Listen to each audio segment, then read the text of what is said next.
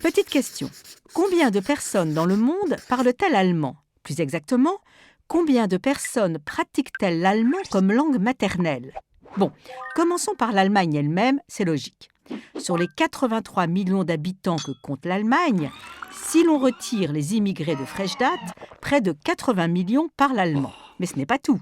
Il y a bien sûr l'Autriche, avec près de 9 millions de germanophones, la Suisse, avec ses 292 000 germanophones, le Luxembourg, la petite minorité belge, celle des Pays-Bas, celle du Sud-Tyrol, au nord de l'Italie. Et savez-vous qu'un demi-million d'Allemands sont installés en Espagne, oui, notamment sur la côte et sur les îles Canaries. Bref, en ajoutant toutes ces communautés, je précise à nouveau qu'il s'agit ici de l'allemand langue maternelle. Quelques 100 millions de personnes parlent la langue de Goethe à travers l'Europe, ce qui fait que l'allemand est la langue la plus parlée en Europe. Et oui. Partons vers l'Est. La grande tsarine Catherine a incité au XVIIIe siècle des millions d'Allemands à s'installer en Russie. Et si une grande partie d'entre eux sont revenus en Allemagne après 1990, ils sont encore près de 400 000, dont beaucoup perpétuent l'emploi de la langue allemande. N'oublions pas le Kazakhstan, où près de 400 000 Allemands ont été déportés durant la Seconde Guerre mondiale. Petit détour par Israël, bien sûr, où tant de Juifs allemands ont émigré. Ils sont encore environ 100 000 à parler allemand quotidiennement. C'est avec les grandes vagues d'immigration des 17, 18 et 19e siècles que de nombreux Allemands sont arrivés aux États-Unis. Une multitude de colonies se sont formées au fil du temps, aux États-Unis et au Canada, qui perpétraient la langue, la culture et les coutumes allemandes. Une enquête datant de 1910 fait état de 2 millions de personnes parlant allemand.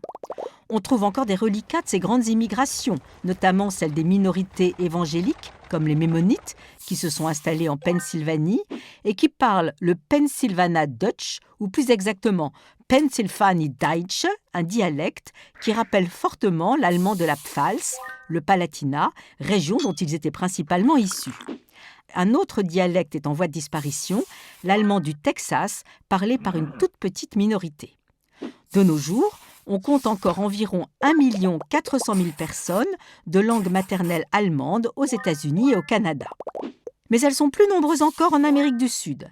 Près de 2 200 000 personnes de langue maternelle allemande y vivent.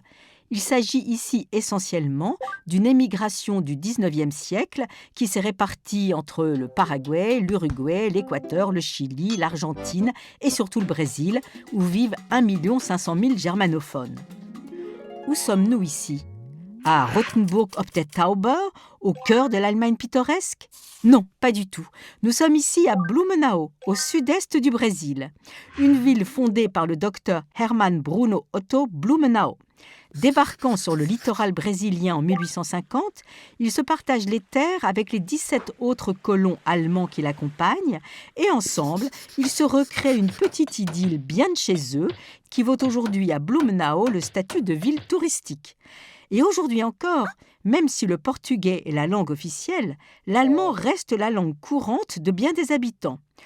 Vous ne serez pas étonné d'apprendre qu'à Blumenau, on produit une bière, Eisenbahn, dans le plus pur respect de la loi de la pureté allemande, qu'on y trouve un musée de la bière et que, depuis 1983, on y célèbre l'Oktoberfest, la fête de la bière, qui accueille entre-temps quelques 600 000 visiteurs. Bon, il faudrait certes rajouter encore un zéro pour concurrencer l'Oktoberfest de Munich, mais quand même. Autre continent à compter un certain nombre de personnes de langue maternelle allemande, l'Afrique. Quand en 1884-1885, lors de la conférence de Berlin, les Européens se répartissent l'Afrique, l'Allemagne s'octroie d'abord le sud-ouest africain, actuelle Namibie, le Cameroun, le Togoland, puis l'Afrique orientale allemande, qui correspond aujourd'hui à une partie du Burundi, du Rwanda et de la Tanzanie.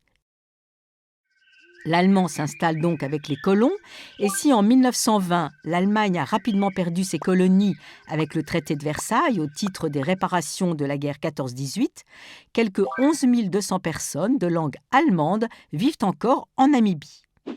N'oublions pas non plus l'Afrique du Sud et le quartier allemand du Cap, Sauerkraut Hill, la colline de la choucroute. Il y a aussi une ville du nom de Hermannsburg, une autre du nom de Lüneburg. Et voilà comment on compte finalement à l'heure actuelle de 90 à 105 millions de personnes au monde qui parlent l'allemand en tant que langue maternelle. Et combien de personnes parlent le français ? Chers carambolingiens, vous allez devoir patienter une petite semaine pour avoir la réponse.